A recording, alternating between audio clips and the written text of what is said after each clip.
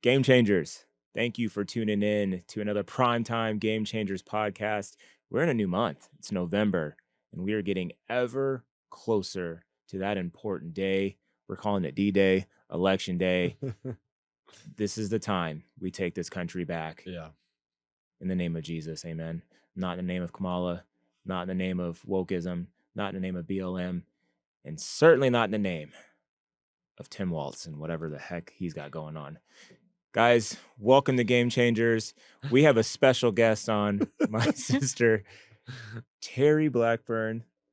Thank you so much. Thanks for having me, joining us. guys. Yeah, Yeah. Terri, There we go. You are kind of our election, is it aficionado extraordinaire? I don't know what the word is. You know a lot of things about the political system. And, you know, Pastor Matt and I, you've shared a lot of information. You know, this by far is our most important election ever. Absolutely. I know we talked about this. By far, this is history. In one of our other episodes, this is kind of unrelated, but this is now or never. And I really feel that this year. I know you feel that as well. Terri, what are your thoughts before we jump into this? I mean, like you said, well, first of all, thank you guys for having me on the show. Yeah. It's absolutely an honor to be here.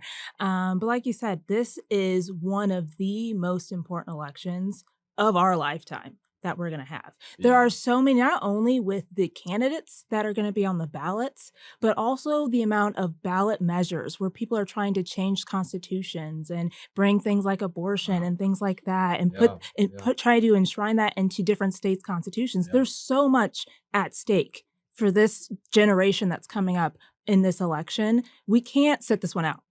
We've got to be engaged. We've got to be involved, and we've got to be educated and know who's on this ballot, what's on this ballot, and how we're going to vote. So can you share a little bit about, you just mentioned, which I don't think a lot of people are aware of this. Yes, we have the overall U.S. Constitution, but states have their own constitutions. Exactly. Could you share a little bit about how state constitutions play into the overall Constitution? Yeah, and one of the reasons why this is such an important issue right now is because back in 2022, when we had the overturning of Roe v. Wade, which was absolutely amazing, the left went crazy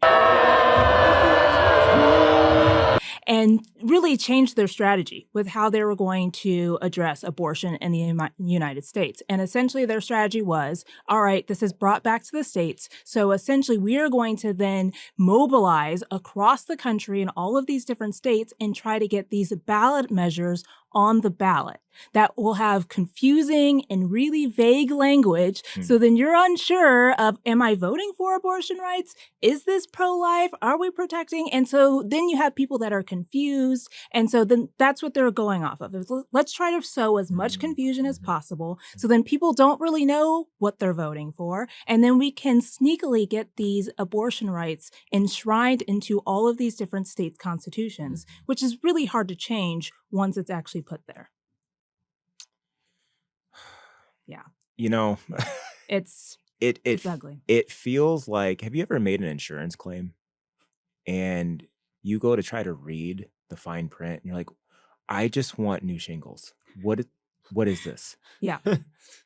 And you know, anytime you're involving any type of legal jargon or it happens to do with our government, it just seems like they try as hard as possible to take away anything resembling just having a basic understanding so we know what we're doing, we know what we're coming into agreement with, and we can make that determination on our own accord. It's almost like they want to make the decisions for us. It is. Yep.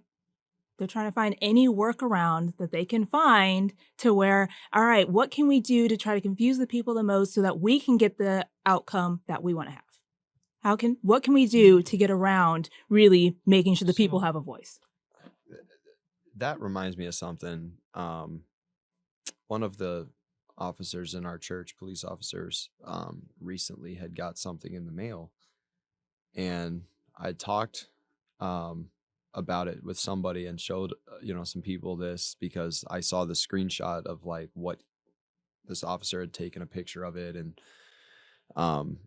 shared it, and so then I shared it with other people. But it literally is and I'm gonna actually send it to our team here so that they can put it up, but It's literally, it says, when Democrats vote by mail, we win elections. So we're going to have that on your screen that you guys can see this. But literally it says, and there's a picture of Kamala Harris. It says, when Democrats vote by mail, we win elections. Wow. Sounds a little suspect to me, It doesn't sounds it? incriminating. Incriminating. How like, stupid can she be? exactly. So this is my thing. And it's like, They're telling you what they're doing, how they're Yeah. doing. okay, so then that leads me to this point. They're telling us what they're doing. So if you look at it from this perspective, notice every election year, what happened before, like right before or right after the election. Let's go back in history right now. 2000 to 2001, 9/11. Yeah. 2004, Hurricane Katrina. 2008, H1N1 swine flu. 2012, the tornadoes that cost $3.6 billion in damages. Jeez. 2016, Hurricane Ivan and Irma. 2020, coronavirus. And 2024, Hurricane Milton. And Helene. Yeah. And Helene. Yeah. Yeah. So also add to the 2008, add the recession. Oh, yeah. Yeah, you're right. Yeah. They decided to just Yes. destroy everything Yes. and keep people out of their homes. So you're seeing that, you know, they want to be sneaky with it, but they're also being very foretelling and like they're telling us what they're doing. Yeah. Right? I mean, they're being pretty open and upfront about it as well. And I'm sure there's a lot on this list that I'm missing, but I'm thinking about it. And it's like every single major election, there's always something weird or a national catastrophe that goes on. It's every time. Always a catastrophic event. You know, there's a quote that goes along with this, Pastor Matt, that I thought was interesting. It says, the devil likes to destroy economies while God's passion is to reset them. Yes. And bring them into a place of prosperity. So Terry, I want to ask you too, then on this note, think about it from this perspective. Okay. So God's trying to do a new wonder right now. Right. Okay. We're trying to fight for this country and see the plan of the Lord come to fruition. So here's the thing. My prayer has obviously, you know, we're praying for Trump to get in office, right, and we're believing, you know, for that these prophetic words are going to come to pass. But, you know, here's the part that I think needs to be talked about more is once he's in office, that 60 days or so, 70 days until inauguration, then what? Because that's been my thing that I want to pray against is that the left doesn't leave, like, you know, in a very toxic way or a very bad way, that they don't create damages as they're transitioning the whole transition of power. That's the part that I'm sitting back wondering, okay, that November, December up to mid-January, you know, what's going to go down or try to raise its head around that time? So I don't know if you've thought of this or anything that, you know, politically they could try to do to keep this away from Trump, even if the voting shows, hey, Trump has won this. This is a win for the red. This is a win for conservatives. Like, you know, obviously we've got to pray against riots. We've got to pray against destruction. But I'm talking from an administrative perspective.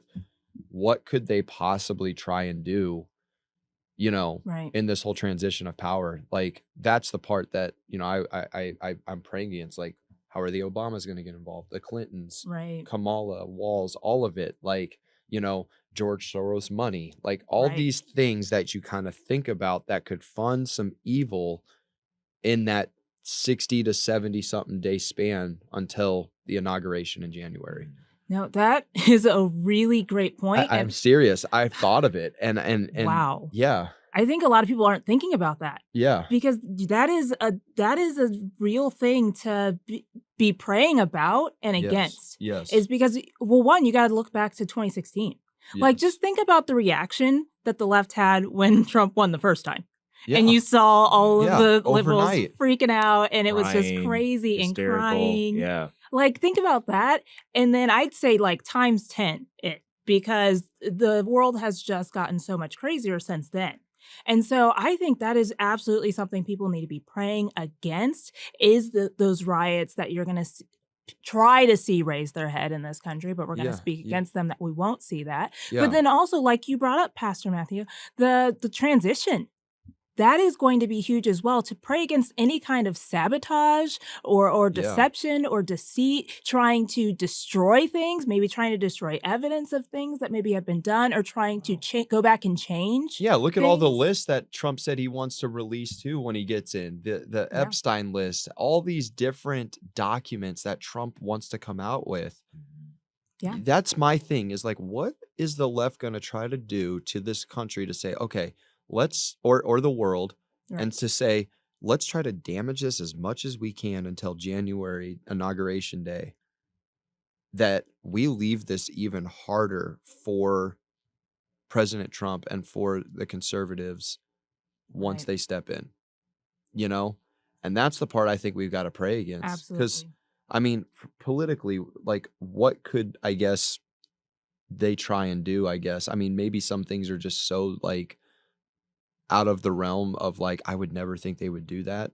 But, like, what are some things, I guess, in a political world that they could try still once, you know, Trump gets in November, but there's that 2-month span? Till January. Yeah. What do they legally still have rights to do, I guess, in those last 2 months of service? Well, one thing that I know, we see it all the time, Yeah. but I could just see them using it as a way to kind of twist it Yeah. to do Yeah. more evil, would be executive orders. I think that's the quick and Okay. easy way to Okay. do it, is Yeah. just have Biden go through and have all these crazy executive orders, Like trying to pass bills? trying to essentially pass things, well, without, because with executive orders, you can essentially circumvent Congress at that point. Yeah. So Yeah. I could totally see them trying to just do lots and lots and lots of executive orders to try to get whatever it is that's still left on their agenda that they haven't been able to get through yet, and try to just shove that through from that November to December, or November to January timeframe, and say, let's see what we can get away with, and try to just rush through, put an emergency clause on, and then we'll be out of office at that point. So then we'll let the Supreme Court fight. But for those 2 months, let's see what we can get through there. So I think executive See, orders that's what we probably gotta would be the pray way to against. go. What about them declaring some type of emergency, I could see that too. kind of like in wartime, where Yeah. then there is no transition of power? I Yeah. could see them attempting to do that. That's another one. I could also see them still having the 25th Amendment in their back pocket, and then somehow messing with things there to extend the timeline or try to, Right. stop the transition of power. The last thing I think is not necessarily political, but it's very much involved in economics. But we have to watch the stock market. Yep. We Yes. really have to watch that, Yeah. I would agree. because it would not be. I would not discount them from trying to do something to cause the stock market to crash, to bring Right. things into peril. Their whole goal Mhm. is knowing that they can't win this, right? So they're going to do everything they can before having to transition this. And I think their goal now is, by the time it gets to Trump, their goal is to say that there's nothing left for him to work with. Right. But we're not going to let that happen in the name of Jesus. Amen. We're going to pray against those things. But these are things to just keep in mind in your prayer time as well, to pray against, because I think those are very, very real things.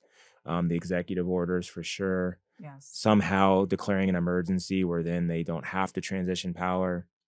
And obviously anything they're trying to do economically, like they already tried to shut down the entire East Coast port. I know. Yeah.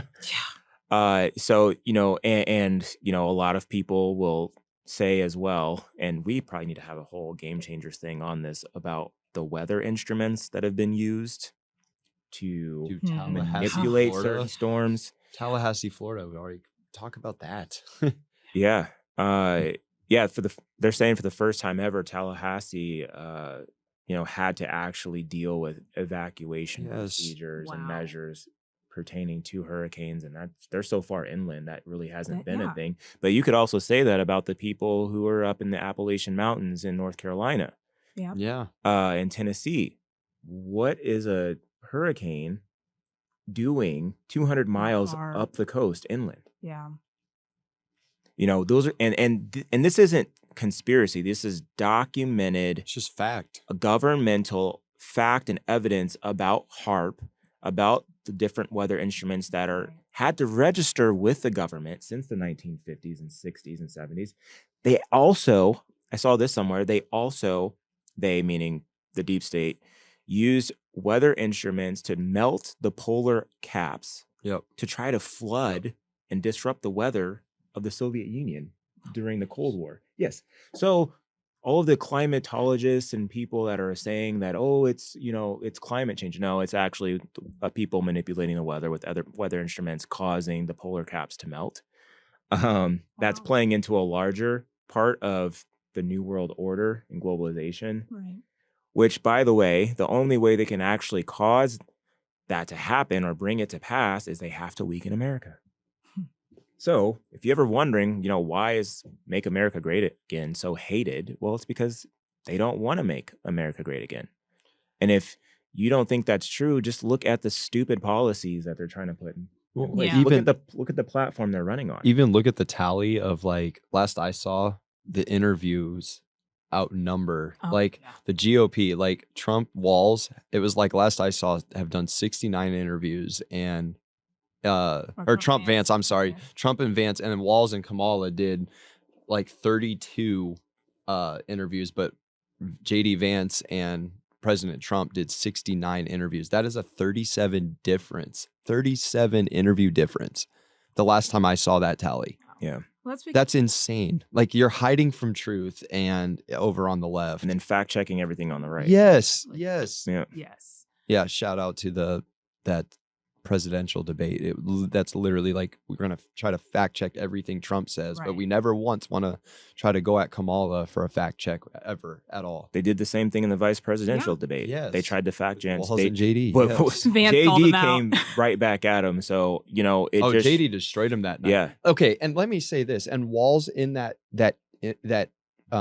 debate, on record, legitimately said, "I'm friends with school shooters." Yeah, he did. It came out of his mouth. He legitimately said it. Yes. Yeah. Good old Freudian slips. Yeah. What are we doing if we're trying to vote left here? Like, open up your eyes and wake up.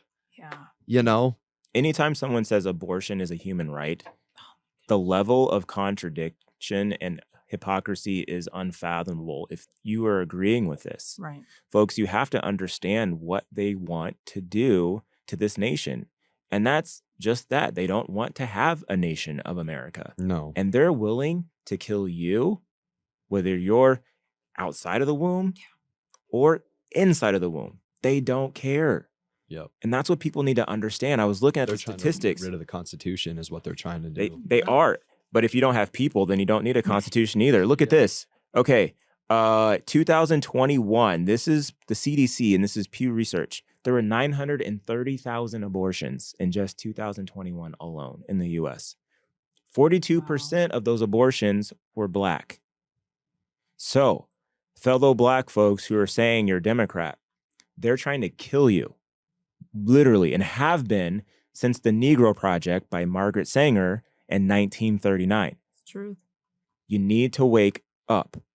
If you're crying for representation, you're demanding this, you're demanding that, you're demanding a voice. Democrats are saying, we're going to give you a voice. No, they're not. No, they're not. Well, how can you say that, brother? Aren't you Black? Yeah, I am, but I also enjoy living. I enjoy life. I enjoy seeing other Black people have a chance to live and live out their dreams. You can't do that if you're enacting abortion. Also, how they're trying to kill this nation by getting rid of the Constitution, by ultimately getting rid of you. 2020, there were 43 states that reported negative birth rates. Negative. And not just in that year, it was for the 6th straight year. One of those states was Colorado, said that they had over 50% decline in teenage fertility rates. No, we don't want teenagers getting pregnant. But for the birth rate, the fertility rate to fall by more than 50% is crazy. You have to look at that. What are they doing? I'll tell you. They said that one of the major reasons for this major decline was they put a significant investment in expanding access to long-acting reversible contraceptives as well as operational support for family planning services. Translation: abortion pills were made widely available, and abortions like centers like Planned Parenthood were actively promoting and encouraging the teenage population to kill their babies. That's right. Folks, they don't care about you. The left does not care. Well, they said that they would give us lower taxes. How? Who's going to pay for the taxes if there's nobody here? Just you. You can't have declining birth rates and then the government spending more money. Guess what that means? Somebody has to foot the bill. Yeah, but the wealthy. There's only 700 billionaires in the US. They're already paying 50% of the tax rate. So if they're killing off the middle class, guess who gets left with the bill? You. Yeah. Terri, I don't know how else to explain this to people, but they don't care. And I know there's a lot of people, Pastor Matt, you've heard it, Terri, as well, that, oh, this isn't just about one issue. How is it not when they're literally killing off the population of the US? Right. It is the issue. People help the economy. People help with paying taxes. People help with making things. Yep. People help with, I don't know, you got to have people for a military to defend the country. You got to have people to help with law enforcement to keep law and order. That's right. So what do you mean it's more than a one issue thing? I don't know. I just want to hear from you guys, but it just seems like we're trying to water this down and say, oh, it's about choice. It's about my body. It's about this or that. And we can't even see that God is trying to do something miraculous in this country, but we just won't get out of the way. It's this fake empathy is really what it Wow. is. That's how they get a lot of people. And that's how, unfortunately, we are seeing even some Republicans that are falling for this trap too, and independents that are falling for this trap of this fake sympathy, this fake empathy of, well, you feel so bad for the mother because she's in this terrible situation. And well, one, they always like to harp on and really bring a spotlight to these instances that are only like 1 or 2% of the actual percentage of abortions that take place. And so they put a spotlight on those and say, wow, that's such a terrible position that you have to have empathy for the mother and things like that. And it's like, one, we're blowing that percentage way out of proportion. And two, that's not even what this is about. Three, why are we blaming the child for something that they had no part in this? So now all of a sudden they don't deserve to live? We don't talk about that part of it. Wow. That all of a sudden now we just don't care. That, oh, the child you don't get any choice at all. And so it's this fake empathy to say that, like, oh, we've got the mothers, and oh, it's so expensive for them to raise the children. And so, that's why they should just get an abortion because, they can't pay for childcare and it's really expensive to do groceries and things like that. Well, why are we not addressing those root causes then? Because abortion isn't solving those problems. Wow. Yeah. It's really, as you were laying it out with the taxes and things like that, it's actually making it worse. Yeah. Wow. And so I think that's really what people are getting caught up in, is they feel like, well, I can't oppose abortion because now then I'm not sympathetic. And I don't have emotions and I can't be empathetic to the mothers that are going through may have experienced something. Well, what about the terrible. unborn Same thing. person? Yeah. It's the same reason that you see, like, sometimes white people feel like they can't say anything about another race. You know what I'm saying? Wow. Or even you guys as Black people, like, we did episodes during BLM and you were criticizing it for BLM and standing against it. And there were people you said that literally told you, like, you're not Black. Yeah. I mean, legitimately. Or I was privileged. Yeah. Or you're privileged. And like you means. discussed about, sometimes how you have Black culture that doesn't want to go out in white suburban neighborhoods, but want to complain because, oh, well, this isn't a land of equal opportunity then. That's reverse racism then. You don't want to be living in an area associated with white people or, you know what I'm saying? Yeah. So it's like this whole thing where we're condemning the minds of people where now they have to be like, if you say this, you're not sympathetic. And I think you nailed that on the head completely. Yeah. And it could be with the whole BLM thing. It could be about abortion. It could be like gender ideologies and all this identity issues. Like, well, if you don't allow somebody to be a female, you know, and dress as a female There you and go. beat up a woman in fighting, you know, then like we're not being sympathetic enough to that person that's what they want to, you know, identify as. Well, wait a minute. What about being sympathetic to the person who has trained her whole life Right. and just got beat on by a dude? Yeah. You Right. know, so you're corrupting. When we get rid of law and order, you end up, when you think you've patched one problem, you create 1,000 other problems. Like you're basically stepping on an anthill at Yes. this point, or a wasp nest. You know what I'm Yeah. saying? Yes. Well, it's just interesting, like you were saying, Terry. You called it fake empathy. Yeah. Yeah. Well, it's interesting to me that the very people that the Democratic Party say that they want to help, they're actually hurting. Yes. Exactly. And I think because of the platform they stand on, there have been two populations that have, since the beginning of time, have always been the most vulnerable. And they are not protecting them even to this day. Yeah. That's women and children. Yes.